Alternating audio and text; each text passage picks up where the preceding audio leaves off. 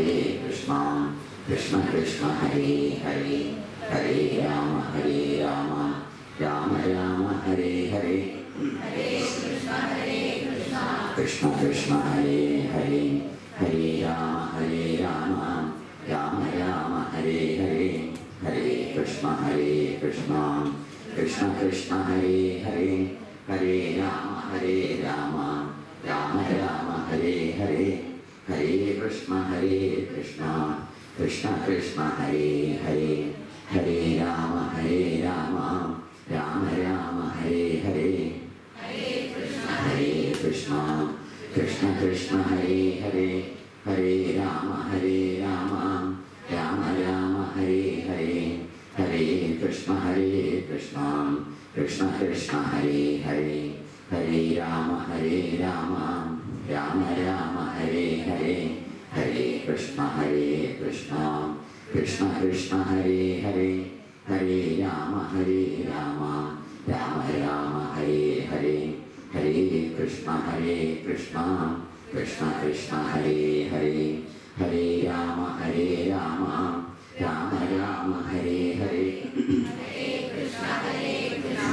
കൃഷ്ണ ഹരേ ഹരേ ഹരേ രാമ രാമ ഹരേ ഹരേ ഹരേ കൃഷ്ണ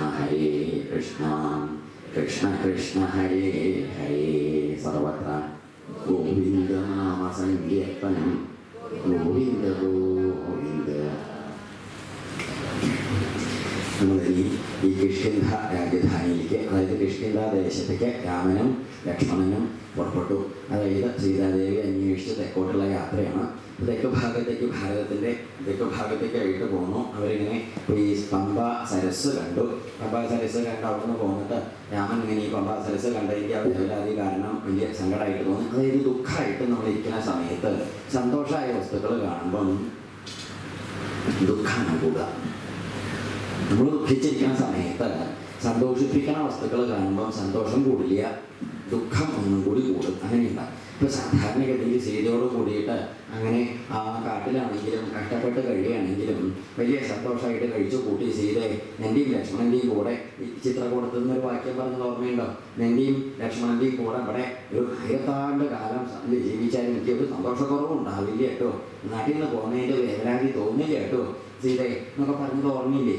അതൊന്നും വെറുതെ രാമൻ അങ്ങനെ ഒരു വെറും വാക്ക് ഭംഗിക്ക് പറയുന്ന ആളൊന്നുമല്ല. അങ്ങനെ ഉണ്ടല്ലോ ചിലരങ്ങനെയുണ്ട്, ഭംഗിക്ക് അങ്ങനെ രസിപ്പിക്കാനൊക്കെ പറയും, കയ്യിലൊന്നും അങ്ങനെയൊന്നും ഉണ്ടാവില്ല. അങ്ങനത്തെ ആൾക്കാരുണ്ട്. രാമൻ അങ്ങനെ ഒരു വെറും വാക്ക് ഒരു ഭംഗിക്ക് പറയുന്ന ആളൊന്നും, അദ്ദേഹം എങ്കിലും പറഞ്ഞ കാര്യം ഉണ്ടാവും എന്ന് അങ്ങനെ കൂട്ടുക, അങ്ങനെയാണ് പറ്റുക. അപ്പം അങ്ങനെ പറഞ്ഞ ആ രാമൻ അദ്ദേഹം ഇപ്പം എന്താ വെച്ചാൽ സീതയോട് കൂടി കണ്ടും സന്തോഷിച്ചും നടന്നതായ സ്ഥലം ഇപ്പം ഇങ്ങനെ കാണുമ്പോൾ ഒരു വലിയ വിഷമം ഈ പമ്പാ സരസ് കണ്ടപ്പോണ്ടായി ആ ഒരു സങ്കടം സഹിച്ചില്ല. അദ്ദേഹം എന്താ ചെയ്തു വെച്ചാൽ ഈ വിഷമം അങ്ങനെ കണക്കാക്കിയിട്ട് അങ്ങനെ വലിയ ഒരു ഇത് സങ്കടപ്പെട്ട് കരഞ്ഞും അങ്ങനെ നിലവിളിച്ച് പോവുക. നിലവിളിച്ച് കരഞ്ഞ് പോണ സമയത്ത് ഈ രാമനും ലക്ഷ്മണനും വില്ലും അമ്പും ധരിച്ച് കിഷ്കിന്ധ ദേശത്തേക്ക് പ്രവേശിച്ചു വരുന്ന സമയത്ത് അവരെ രണ്ടുപേരെ കണ്ടു. അതാണ് ഈ രാമകുമാരനും ലക്ഷ്മണകുമാരനും സഹോദരന്മാരെ രണ്ടുപേരും ഒരുപോലെ വരായുധരോ വീര സുഗ്രീവ ശങ്കിതോ ഭവൽ. കണ്ടപ്പോൾ സുഗ്രീവന് ശങ്കയായി. എന്താ കാരണം ചോദിച്ചാൽ ഇവരുടെ കയ്യിൽ ആയുധമുണ്ട്, നല്ല യോഗ്യന്മാരുമാണ്. അപ്പോൾ അവരിങ്ങനെ പറഞ്ഞത് കണ്ടപ്പം ഇവരിപ്പോൾ എന്തിനാണ് അവരോട് പറഞ്ഞത്? എന്താ വെച്ചാൽ ഇവിടെ ഈ സുഗ്രീവനൊരു വിഷമം എന്താ വെച്ചാൽ സുഗ്രീവനും സുഗ്രീവൻ്റെ സഹോദരൻ ബാലി ജ്യേഷ്ഠൻ ഇവർ തമ്മിൽ അത്ര നല്ല മട്ടമല്ല. അപ്പം അതുകൊണ്ട് സുഗ്രീവൻ ചിന്തിച്ചത് എന്താ വെച്ചാൽ ഇപ്പം തന്നെ ഇപ്പം ഇവിടുന്ന് കൊല്ലാനോ തന്നെ നശിപ്പിക്കാനോ ഒക്കെ ആയിട്ട് ജ്യേഷ്ഠൻ പറഞ്ഞയച്ചിട്ട് വരുമോ എന്നൊരു സംശയം. കാരണം എന്താ ചോദിച്ചാൽ ജ്യേഷ്ഠന് നേരെ ഇങ്ങോട്ട് കയറി വരാൻ പറ്റില്ല. അപ്പം അതുകൊണ്ട് ചിലപ്പം എല്ലാവരും പറഞ്ഞേക്ക് അങ്ങനെയുണ്ടല്ലോ. അദ്ദേഹത്തിന് പഠിക്കിപ്പം ഋഷ്യമുഖം എന്ന് പറഞ്ഞ പർവ്വതത്തിലാണ് ആര് താമസം? സുഗ്രീവൻ താമസിച്ചത്. അപ്പം ഋഷ്യമുഖം പർവ്വതത്തിലേക്ക് കയറി വരാൻ വയ്യ എന്നൊരു ശാപമുണ്ട്, ബാലിക്കുണ്ട്. അപ്പം അത് കാരണം ഇനിയിപ്പോൾ ഇങ്ങടെ പലവരെയും പറഞ്ഞയച്ചിട്ട് അങ്ങനെ ഉണ്ടല്ലോ, കാര്യം നേരെ ചെയ്യാൻ മതിയല്ലോ, പറഞ്ഞയച്ചതാവുമോ എന്നൊരു സംശയം. അപ്പം ഇതിങ്ങനെ സംശയം തോന്നിയപ്പോൾ എന്താ ചെയ്തു വെച്ചാൽ സുഗ്രീവൻ ചിന്തിച്ചു, ഇതിപ്പോൾ അങ്ങനെ ബാലി പറഞ്ഞയച്ചതാണോ അല്ലേ എന്നൊരു രൂപം കിട്ടായതുകൊണ്ട് ആരാ വരുന്നത്, എനിക്ക് എന്താ അവരുടെ ഉദ്ദേശ്യം, നല്ല ഉദ്ദേശ്യമാണോ ചീത്ത ഉദ്ദേശ്യമാണോ എന്നൊന്ന് മനസ്സിലാകായോണ്ട് അത് അറിഞ്ഞ് മനസ്സിലാക്കി വരാനായിട്ട് എന്ത് ചെയ്തു, തൻ്റെ വലിയ പ്രധാനിയായിട്ട് തൻ്റെ മന്ത്രി ഉണ്ട് അദ്ദേഹത്തെ വിളിച്ചിട്ട്, ഹനുമാൻ എന്ന് പറയും, അദ്ദേഹത്തെ വിളിച്ചിട്ട് കേമായിട്ട് പറയുകയും ചെയ്തു. ഒന്ന് ചേർന്ന് വിവരം അറിഞ്ഞിട്ട് വരണം. നല്ല മട്ടാണോ നല്ല മാതിരിയാണോ എന്നറിയില്ല. നല്ല മട്ട മാതിരി വെച്ചാൽ വിഷമമില്ല. അതല്ലാത്ത മട്ടാച്ചനുസരിച്ച് പ്രതിക്രിയ ചെയ്യണമല്ലോ എന്ന് ഒരുക്കണമല്ലോ എന്നാണ് പറഞ്ഞത്. ഇദ്ദേഹം എന്താ ചെയ്തു വെച്ചാൽ വചോ വിജ്ഞായ ഹനുമാൻ സുഗ്രീവസ്യ മഹാത്മന പർവ്വതാദൃശ്യമൂകാത്തോ പുപ്ലുവേ യത്ര രാഘവൗ. ഇപ്പൊ പർവ്വതാദ ഋഷ്യമൂകാത് പുപ്ലുവേ പറഞ്ഞ ചാടി എന്നർത്ഥം. പ്ലവനം ചെയ്തു ഉപനിയമരം എങ്ങനെയാണല്ലോ. അപ്പൊ അദ്ദേഹം ചാടിയിട്ട് ഈ രൂപം വാനര സ്വരൂപമാണല്ലോ. ആ രൂപമൊക്കെ മാറ്റിയിട്ട് കപിരൂപം പരിത്യജ്യ ഹനുമാൻ മാരുതാത്മജ വായുപുത്രനായ ഹനുമാൻ തന്റെ ആ ഒരു വാനരസ്വരൂപം മാറ്റിയിട്ട് ഭിക്ഷുരൂപം തതോ ഭേജേ സഹബുദ്ധിതയാ കപി. ഭിക്ഷു ഒരു ബ്രഹ്മചാരിയുടെ സമ്പ്രദായം ധരിച്ചു. ഒരുങ്ങന്റെ രൂപം അങ്ങനെ കളഞ്ഞിട്ട് സൗകര്യമായിട്ട് അതങ്ങനെ ധരിച്ചു. എന്നിട്ട് എന്നെ ചെയ്തിച്ചു നേരെ രാമലക്ഷ്മണന്മാര് ഇരിക്കണേ ആ വർണ്ണ വഴിക്ക് അവരും വിശ്രമിക്കുന്ന സ്ഥലത്തേക്ക് ചെന്നു. അങ്ങനെ ചെന്നിട്ട് ഇദ്ദേഹം ഈ നമ്മൾ ആദ്യമായിട്ട് ഈ ഹനുമാനെ കാണുകയാണ്. അദ്ദേഹത്തെ കാണുന്ന സമയത്ത് അദ്ദേഹത്തിന്റെ പ്രകൃതിയും പ്രകാരം കണ്ടോളൂ. അതാണ് ഈ പ്രത്യേകമായിട്ട് അവതരിപ്പിക്കുകയാണ് എന്ന് പറയുന്നത്. നമുക്ക് അദ്ദേഹത്തെ കാണുമ്പോൾ തന്നെ മനസ്സിലാവും. ആദ്യമായിട്ട് മുമ്പിക്ക് വേണ്ട ചിത്രം മഹാകേമാണ് പറയുന്നു. അദ്ദേഹം അങ്ങോട്ട് ചെന്ന് രാമലക്ഷ്മണന്മാരുടെ അടുത്ത് ചെന്ന് തൊഴുതിട്ട് പറഞ്ഞു സുഗ്രീവോ നാമ ധർമാത്മാ കശ്ചിൽ വാനരയൂഥപ വീരോ. മഹാകേമനാണ്. സുഗ്രീവോ നാമ സുഗ്രീവൻ എന്ന പേരായിട്ട് ധർമാത്മാവായിട്ടൊരു വാനരശ്രേഷ്ഠനുണ്ട്. അദ്ദേഹത്തിന്റെ വീരോ വിനികൃതോ ഭർത്ത അല്ലെ സഹോദരൻ അദ്ദേഹത്തെ തിരസ്കരിക്കുക കാരണത്താൽ ജഗത് ഭ്രമതി ദുഃഖിത ലോകം ചുറ്റി വിഷമിച്ച് നടക്കുകയാണേ. ഞാൻ എന്താ ചിലപ്പം അദ്ദേഹത്തിന്റെ തസ്യമാം സജീവം അദ്ദേഹത്തിന്റെ മന്ത്രിയാണ് ഞാൻ മനസ്സിലായില്ലേ? അതാണ് ഭിക്ഷുരൂപം പ്രതിച്ഛന്നം സുഗ്രീവ പ്രിയ കാമയ. ഈ ഭിക്ഷുവിന്റെ രൂപം ധരിച്ചു വന്ന് സുഗ്രീവൻ ഇഷ്ടാക്കുകയാണ് അല്ലെ. സുഗ്രീവന്റെ പ്രിയം നോക്കിയിട്ടാ വന്നത്. അതുകൊണ്ട് ഋഷ്യമുഖത്തിലാണ് താമസിക്കുന്നത്. ഞാൻ ഈ മന്ത്രിയാണ്. അത് വലിയ അതിനൊരു പ്രത്യേകതയുണ്ട്. ആദ്യമായിട്ടാണ് ഇവിടെ രണ്ട് കൂട്ടരും തമ്മിൽ കാണുന്നത്. ആരെങ്കിലും ആദ്യമായിട്ട് കാണുന്നവരെ ഹനുമാനെ രാമലക്ഷ്മണന്മാരെ ഹനുമാനും ആദ്യമായിട്ട് കാണുക. അപ്പൊ ആദ്യമായിട്ട് കാണുക എന്ന് പറഞ്ഞാൽ കിഷ്കിന്ധയ്ക്ക് ഇങ്ങോട്ട് വന്നവരാണ് രാമലക്ഷ്മണന്മാര്. അപ്പം അവരതിഥികളാണ്. ഋഷിമുഖം നാട്ടിലിരിക്കണേ, ഈ കിഷ്കിന്ധ നാട്ടിലിരിക്കണേ. സുഗ്രീവനായിക്കോട്ടെ, ഇനി വാനരന്മാരാരായിക്കോട്ടെ, ഇപ്പം ഹനുമാൻ തന്നെ ആയിക്കോട്ടെ, ആതിഥേയന്മാരാണ്. അങ്ങനെയാണല്ലോ അതിന്റെ സമ്പ്രദായം.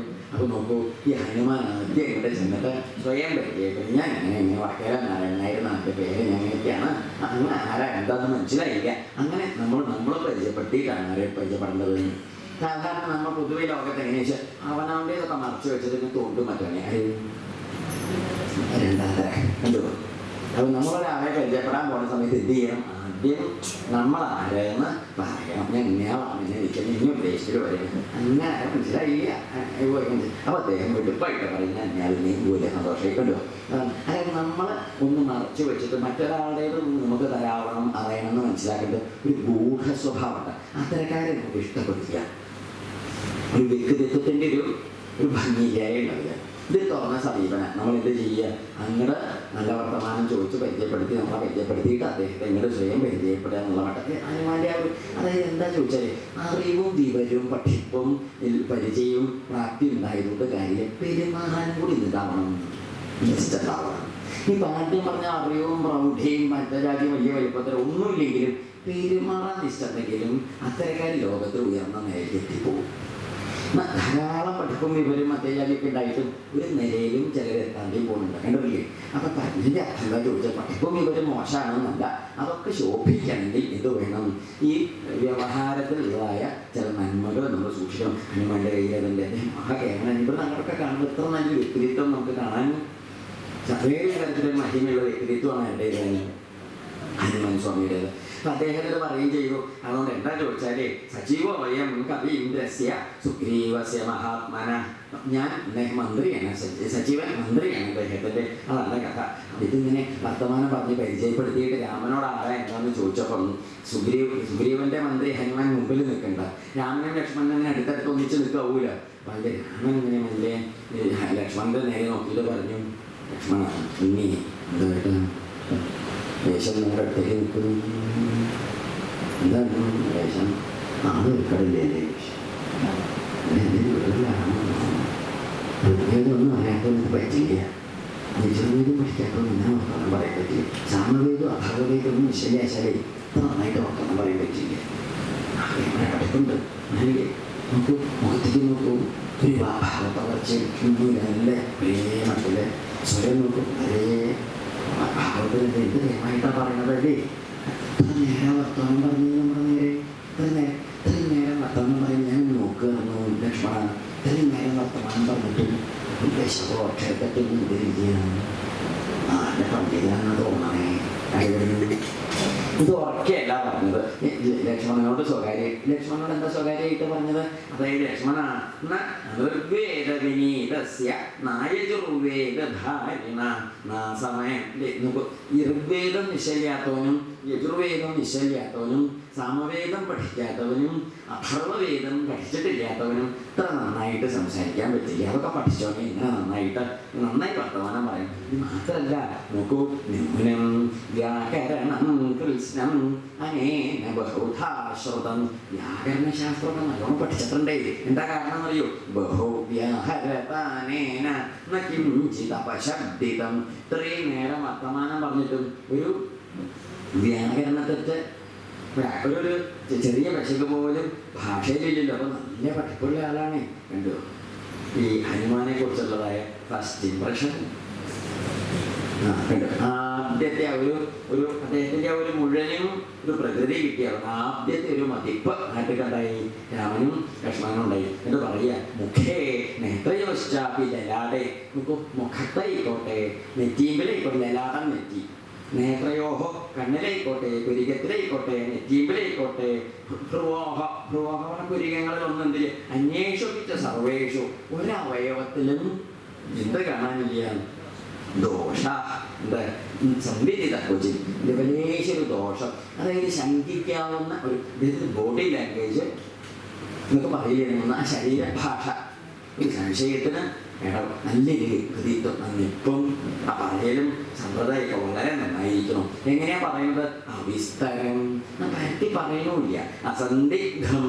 ചുരുക്കി പറയുമ്പോഴും സംശയം ഉണ്ടാവണമില്ല. എന്ത് ശരിയ അവിസ്തരം. വിസ്തരിച്ച് പറയുന്നില്ല. വേണ്ടത് വേണ്ട മാതിരി ഇങ്ങനെ വളരെ അടുക്കം ചുറ്റോടെ അങ്ങനെയാ പറയുന്നത്. നല്ല അസന്ദിഗ്ധം, നല്ല സംശയം തോന്നാത്ത മട്ടിൽ നന്നായി പറയണമുണ്ട്.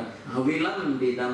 അവിളംബിതം എന്ന് പറഞ്ഞാൽ ഒന്ന് പറഞ്ഞത് പിന്നെ കൃത്യസമയത്ത് അടുത്തത് പറയുന്നത്. അതായത് എന്താണെന്ന് വെച്ചാൽ വിളംബിതം എന്ന് പറഞ്ഞാൽ ഒന്ന് പറഞ്ഞ് കുറേ താമസിച്ച് ചിലരൊക്കെ നമ്മൾ ചില പ്രസംഗമൊക്കെ കേട്ടിട്ടില്ലേ? നമ്മുടെ രാജ്യത്ത് നമ്മൾ പ്രായമായില്ലേ അങ്ങനെയൊക്കെ പറയാൻ വിളംബിതാണത്. വിളംബിത വെച്ചാൽ അർത്ഥം ഇന്ന് കഴിഞ്ഞ് അടുത്തത് പറയുമ്പോഴേക്ക് കുറേ സമയമെടുക്കണോ, നമുക്ക് സുഖാവണില്ലേ. എന്നാൽ ചിലരിങ്ങനെ പറയാൻ തുടങ്ങിയ നമ്മൾ ഒന്ന് ഉറങ്ങണമെന്ന് വിചാരിച്ചവരും പറ്റില്ല. എന്താ കാര്യം? അതിങ്ങനെ ഒന്നുമ്പോൾ പിടിച്ച് നമുക്കൊന്നും ശ്രദ്ധ മാറ്റാനേ പറ്റില്ല. അതാണ് നല്ല മട്ടമതിൽ ഇവിടെ എങ്ങനെയാ പറയേ? വിളംബിതം.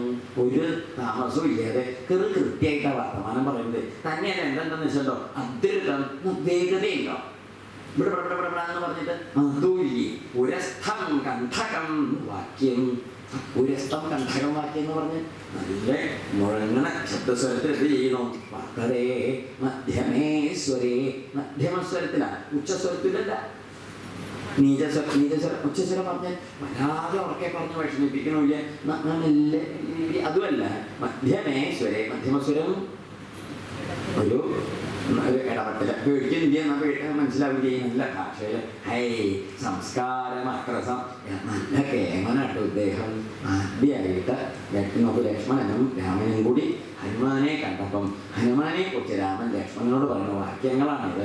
ഏവം വിധോ യസ്യ ദൂതോ നഭവേൽ പാർത്ഥിവസ്യതോ സിദ്ധ്യന്തി കഥം തസ്യ കാര്യാണാം ഗതയോനഖ. ഇനി ഇജാതിരി മന്ത്രിയോ ദൂതനൊക്കെയുള്ള രാജാവ് പിന്നെ എങ്ങനെ ഇരിക്കും? ഇങ്ങനത്തെ ഒരു ദൂതൻ, ഇനി ഒരു മന്ത്രിയൊക്കെയുള്ള രാജാവ് എങ്ങനെ ഇരിക്കും? ഇത്ര കേമനാണേ ആര്? മന്ത്രി. ഈ മന്ത്രി ഉപദേശിച്ചു കൊടുക്കണ രാജാവ് എത്ര യോഗ്യനാവും? അപ്പൊ ഈ സുഗ്രീവനെ കുറിച്ചൊരു രൂപമാക്കാൻ കിട്ടി.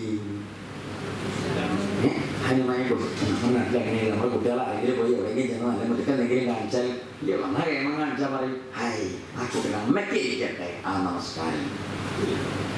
കുട്ടിക്കൊന്നുമില്ല, അതിരിക്കട്ടെ. ആ കുട്ടി അമ്മയ്ക്ക് ഇരിക്കട്ടെ, നമസ്കാരം പോയിക്കോട്ടെ.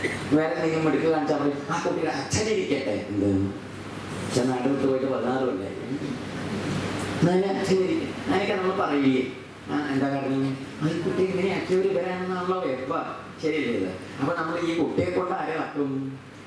അച്ഛനെയും അമ്മയും അങ്ങനെ വേണ്ടപ്പെട്ടവരെയൊക്കെ ആക്കി ഇന്ന് പറയുന്ന മാതിരി മന്ത്രിയുടെ മഹിമ കണ്ടിട്ട് രാജാവിന്റെ മഹിമ ആരെ ധരിച്ചു വെച്ചു. കേമനാണ് എന്തായാലും ദേഹം അങ്ങനെ പറഞ്ഞും ചെയ്തു, സന്തോഷമായിരുന്നു പറഞ്ഞു. ഇവരെ ചോദിച്ചു ആരാ എന്താന്നൊക്കെ ചോദിച്ചപ്പം നമ്മുടെ രാമൻ മറുപടി ഒക്കെ പറഞ്ഞു, ഞങ്ങൾ ഇങ്ങനെ കാര്യങ്ങളൊക്കെ പറഞ്ഞ് ഇങ്ങനെ വരിക, നിങ്ങളാണ് കാര്യം പ്രത്യേകം എന്നൊക്കെ പറഞ്ഞ കാര്യങ്ങളൊക്കെ പറഞ്ഞു കൊടുത്തേ. അപ്പൊ ഇതെന്തായിച്ച് ലക്ഷ്മണൻ കാര്യങ്ങളൊക്കെ പറഞ്ഞപ്പം ഹനുമാന് മനസ്സിലായി ഇവരൊരു അപകടക്കാരല്ല, എന്തല്ല അപകടമായിട്ട് വന്നതല്ല, കാര്യങ്ങൾ നല്ല സമ്പ്രദായില്ലേ. അപ്പൊ ഹനുമാൻ എന്താ ചെയ്തു വെച്ചാൽ പറഞ്ഞു, അതുകൊണ്ട് എന്ത് ചെയ്യാം, നമുക്ക് അങ്ങോട്ട് പോവാം, ഒരു പോവാ ഇവിടെ സുഗ്രീവന്റെ അടുത്തേക്ക് പോവാം, നല്ല മട്ടല്ലേ, അങ്ങോട്ട് പോവാം. അതുകൊണ്ട് എന്ത് ചെയ്യാം, നേരത്തെ സർവമാഖ്യാതം രാമൻ എല്ലാ കഥകളും പറഞ്ഞു. ഇതിന് എന്ത് കഥകളാരാ എന്താ ചോദിച്ചപ്പോ രാജാദശരഥോ നാമ എന്തത് പഴയ കോപ്പി ഫോട്ടോസ്റ്റാറ്റ് കോപ്പി കഴിഞ്ഞ അത് കൊടുത്തു. എന്താണ് എല്ലാവരോട് പറയുന്ന പരിചയപ്പെടുന്ന ശൈലിയിലെ രാജാദശരഥോ നാമ ദ്വിതിമാൻ ധർമ്മവത്സല എന്ന എല്ലാ രീതിയിലും പറയുന്ന ആ ഒരു ശൈലിയിൽ അച്ഛൻ്റെ കഥയിൽ നിന്ന് തുടങ്ങി അങ്ങനെ ഉണ്ടായി.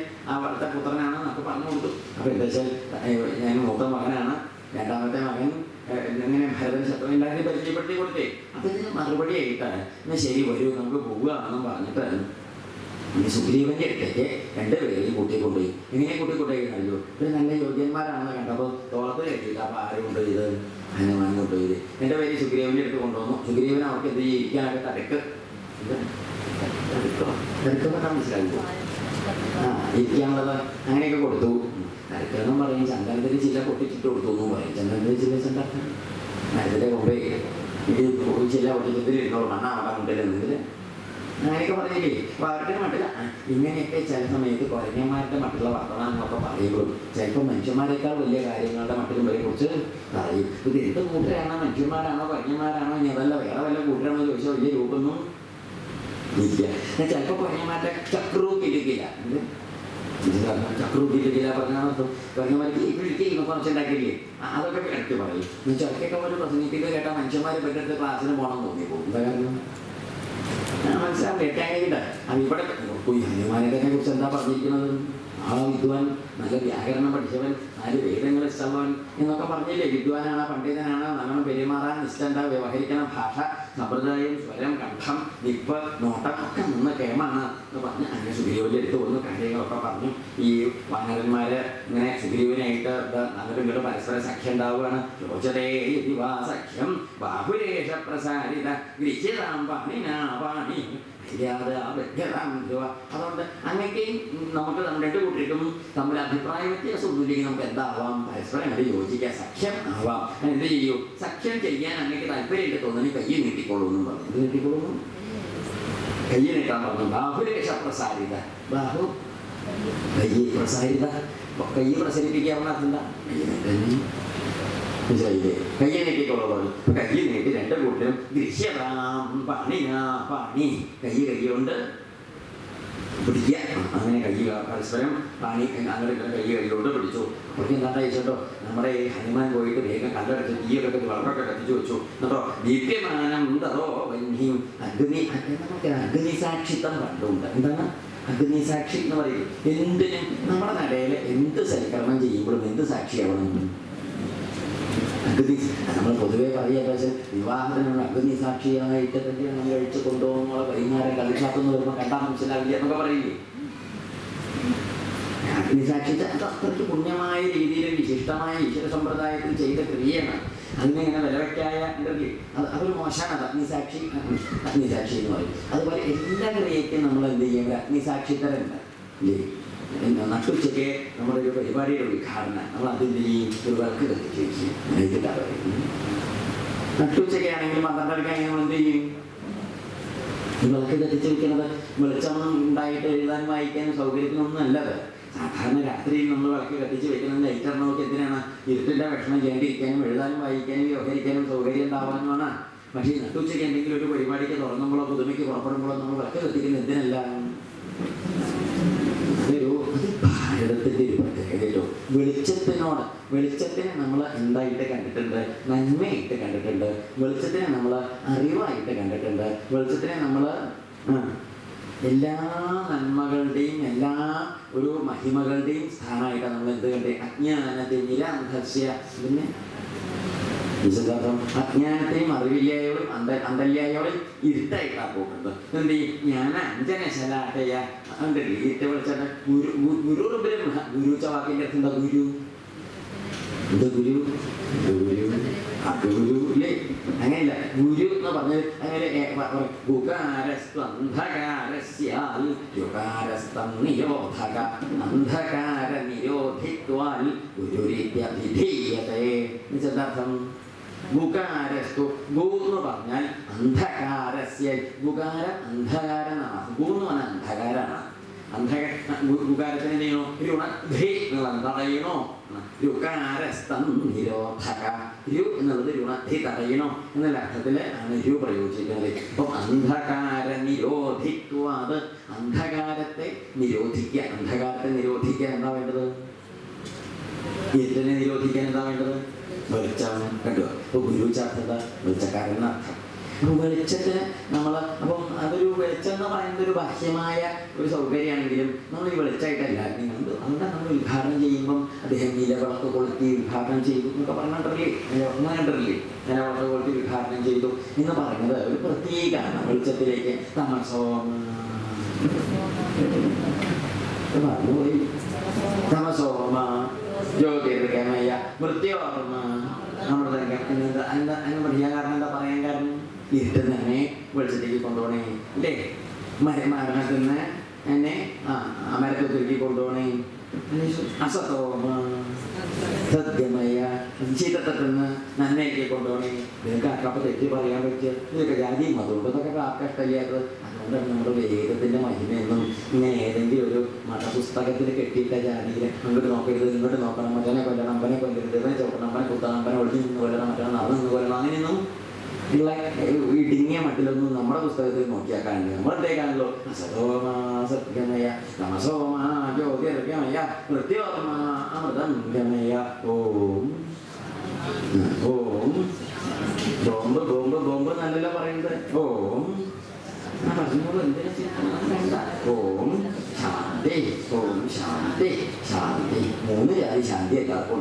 ഒരാളുടെ കാര്യം പറഞ്ഞു ഒക്കെ കഴിഞ്ഞോട്ടെ നമ്മൾ എന്ത് ചെയ്യും? ലോകാന സമസ്ത ഭവന്തു. ഞാൻ എൻ്റെ അച്ഛനമ്മ പിന്നെ അമ്മാവനെയും കുട്ടികളും സുഖിനോ ഭവന്തു എന്നാണോ? അല്ലല്ലോ. എൻ്റെ കാര്യം പഠിപ്പിച്ചു. അങ്ങനത്തെ ഒരു സംസ്കാരത്തിൽ വളർന്നു വന്നവരാണ് നമ്മൾ. അങ്ങനത്തെ ഒരു പൂർവിക പാരമ്പര്യമുള്ളവരാണ് നമ്മൾ.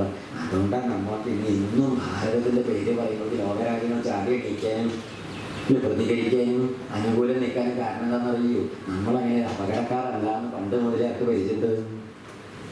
ഇപ്പൊ പിന്നെ കുറേശ്ശെ ഇതൊക്കെ കാണുന്നത് ഇത് അളയിൽ കുത്തിയാലും അങ്ങനെയുണ്ടല്ലോ. ഈ മാളത്തേക്ക് കൊണ്ടുപോയി പോലോണ്ട് കുത്തിയാൽ ചിലപ്പോൾ തിരിഞ്ഞ് കടിക്കാൻ കയറിയും കടിക്കും. അത് ഏറെ കുറ്റം പറഞ്ഞിട്ട് കാര്യമില്ല. കുത്തണം നോക്കിയാൽ മതി. എന്തെങ്കിലും ഒന്നിനെ എടുത്ത് അങ്ങോട്ട് ചാടി കയറി ഉപദ്രവിക്കുക അല്ലെങ്കിൽ ഒരു അപകടം കാണിക്കുന്നത് ഭാരതത്തിലുള്ളവരുടെ ഒരു പ്രതിക്രിയ അങ്ങനെയല്ലേ അല്ല. അത് പ്രത്യേകം ധരിക്കേണ്ടതാണ് കേട്ടോ. നമ്മുടെ പാരമ്പര്യം ഇതാണ്. യാസോമ തമസോമ എന്നൊക്കെ പറഞ്ഞ് നമ്മൾ പ്രാർത്ഥിച്ചില്ലേ? എപ്പോഴും ഇങ്ങനെ അതിലൊന്നും ഒരു അതിപ്പോൾ സംസ്കൃതത്തിൽ എഴുതി വേദത്തിലെ മന്ത്രമാണെന്ന് പറയുമ്പം ചിലർക്കൊക്കെ എന്ത് ചൊളിയും? വേദത്തിൽ ഇത് വേദത്തിൻ്റെയാണെന്നൊന്നും പറയാതെ സംസ്കൃതമാണെന്ന് പറയാതെ അത് തർജ്ജമ ചെയ്തിട്ടെന്ന് പറഞ്ഞു നോക്കൂ. ആർക്കൊരു ആക്ഷേപവും ഇല്ലോ? ഇല്ല. 3 ജാതി ശാന്തി ഉണ്ടാവട്ടെ എല്ലാവർക്കും എന്ന് പറഞ്ഞാൽ എനിക്ക് 3 ജാതി വേണ്ട, 2 ജാതി മതി. ഞാനിത് പറയുള്ളൂ. ആർക്കും അഭിപ്രായം ലോകര് മുഴുവനും സുഖാവട്ടെ നന്മയാവട്ടെ എന്ന് സംസ്കൃത ശ്ലോകം ചൊല്ലാണ്ടെന്ന് പറഞ്ഞു നോക്കൂ. ആക്ഷേപം ഉണ്ടാർക്കെങ്കിലും ഇല്ല. അപ്പൊ പിന്നെ ആക്ഷേപിക്കുന്നത് എന്തിനാണ്?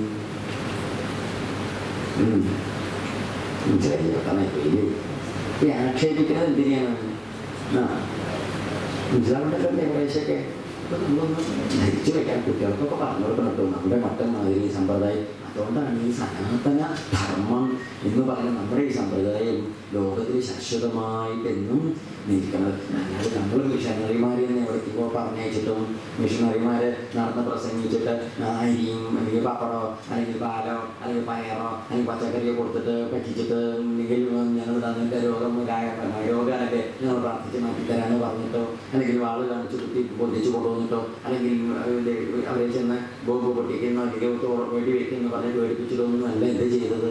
അങ്ങനെ നമ്മുടെ കയ്യിൽ പതിവില്ല ആരെന്നൊക്കെ പതിവ്. അങ്ങനെയെങ്കിലും നമ്മളാണെങ്കിൽ ആരെയെങ്കിലും അമ്പലത്തേക്ക് പോകാൻ എന്തുള്ള പതിവുണ്ട്. അവരുടെ പെറ്റ മക്കളാണ് ഇതിൽ പോലും കുതിയും തള്ളിയും നമ്മൾ പതിവുണ്ട്. പതിവില്ല. എന്താ കാരണം? നേരത്തെ പോയിക്കോട്ടെ, അതിന് വേണമെന്ന് തോന്നുന്ന വെച്ചാൽ പോയിക്കോട്ടെ, കുറച്ച് കഴിയുമ്പോൾ തോന്നിക്കോളും പോയിക്കോളും. എന്തുകൊണ്ടല്ലേ ഒരു വലിയ പുരോഗമനം എന്നൊക്കെ പറഞ്ഞ് നടന്ന ഒരു അമ്പലത്തിലും പാറാവ് കിടക്കുന്നത് ആരാ പഠിപ്പിക്കുന്നത്? കുറെ കഴിയുമ്പോൾ പാകം വരുമ്പം ഇതുണ്ടാവും. അങ്ങനെയൊക്കെ. അല്ലാതെ എന്നാൽ നമ്മൾ അമ്പലത്തേക്ക് പോകാത്തവനെ നമ്മുടെ മകൻ്റെ കല്യാണം അമ്പലത്തേക്ക് അവൻ്റെ വീട്ടിൽ പോകണ്ട, അമ്പലത്തേക്ക് പോകാത്തവരാരും എൻ്റെ മകൻ്റെ കല്യാണത്തിൽ വേണ്ട, വരുന്നവർ വന്നാൽ മതി എന്ന് പറയുമോ? നമ്മൾ അത്രയും കാര്യങ്ങൾ മാറ്റി നിർത്തുന്ന പതിവില്ല. പതിവുണ്ടോ? അത് പ്രത്യേക സംസ്കാരം നമ്മുടെ അങ്ങനെയാണ്. നമ്മൾക്ക് അങ്ങനെ പിന്നെ ഒന്നും പതിവില്ല. ആരെങ്കിലും വിളിക്കുമെന്ന് 2 നേരം 3 നേരം സന്ധ്യാന്തരം പതിവുണ്ടോ? വരണ്ടോ? അല്ല, അല്ലെങ്കിൽ വിളിച്ചില്ല അവനോട് പറയാറുണ്ട്.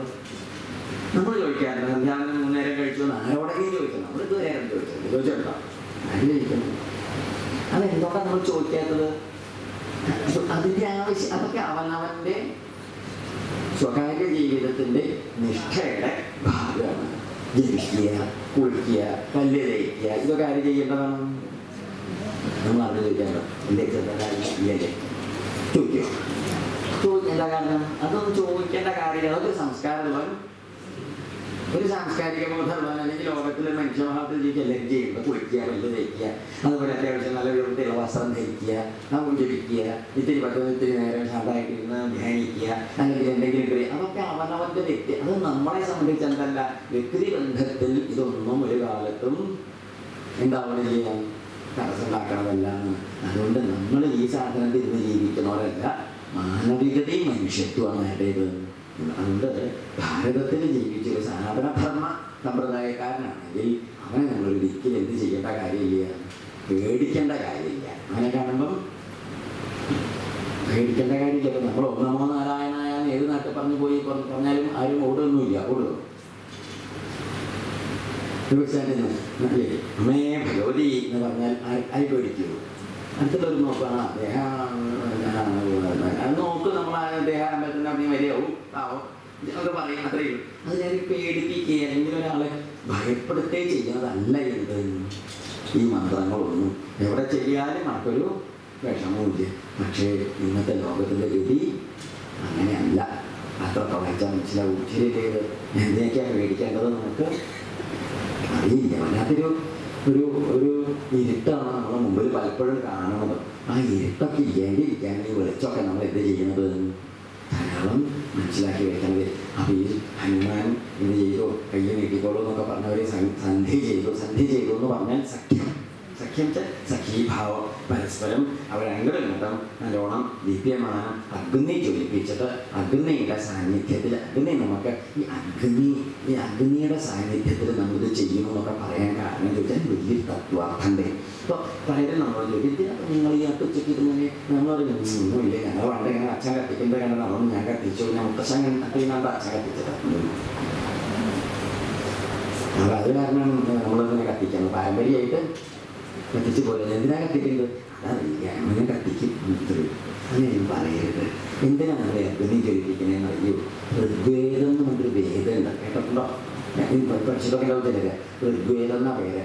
ആദ്യം നമ്മൾ സ്മരിക്കുക ഋഗ്വേദമാണ്. ആ ഋഗ്വേദത്തിൽ ആദ്യത്തെ മന്ത്രം തന്നെ എങ്ങനെയെന്നറിയൂ? അഗ്നിമീളേ പുരോഹിതം യജ്ഞസ്യ ദേവ മൃത്യുജം ഹോതാരം രത്നഘാതമം അഗ്നിഃ പൂർവേഭിർഷിഭിരിഭ്യോ നൂതനൈരുത സദേവ. അങ്ങനെ പറഞ്ഞു മന്ത്രങ്ങൾ അങ്ങനെ പോവുകയെ അതിലെ കുറച്ച് എല്ലാം നേരിട്ടാവുള്ളൂ. അപ്പോൾ ഈ അഗ്നി എന്ന് പറഞ്ഞ അർത്ഥം എന്നറിയും. അടുപ്പിൽ തീപ്പെട്ടി കത്തിച്ച് പൊക്കച്ചാരി വെച്ച് വാർക്കണ സാധനം തെറ്റിദ്ധരിച്ച് വിട്ടിട്ടാണത്. അതല്ല അഗ്നി. അഗ്നി എന്ന് പറഞ്ഞാൽ അർത്ഥം എന്താണെന്നറിയൂ? അത് നെയ്ഞ്ഞ പ്രാപണേ എന്ന പേരായി ധാതു എന്നാണ് ശബ്ദം ഉണ്ടാവുന്നത്. അപ്പം അതുകൊണ്ട് നെയ്ഞ്ഞ പ്രാപണം, നെയ്ഞ്ഞ പറഞ്ഞാൽ നയത്തി എന്നാണ് അതിൻ്റെ അർത്ഥം. നയത്തി നയിക്കണം. അഗ്നി എന്ന് പറഞ്ഞാൽ അർത്ഥം എന്താണെന്നറിയൂ? മുമ്പിൽ നയിക്കുന്നവൻ. എന്താണ്? നമ്മളെ മുമ്പിൽ നയിക്കുന്നവൻ. പഴയ കാലത്തൊക്കെ നമ്മൾ ഈ ടോർച്ചൊക്കെ വരണതിൻ്റെ മുമ്പ് ചൂട്ട് കത്തിച്ച് കുറച്ച് നമ്മൾ പോവില്ലേ, നമ്മുടെ അമ്പലത്തേക്കൊക്കെ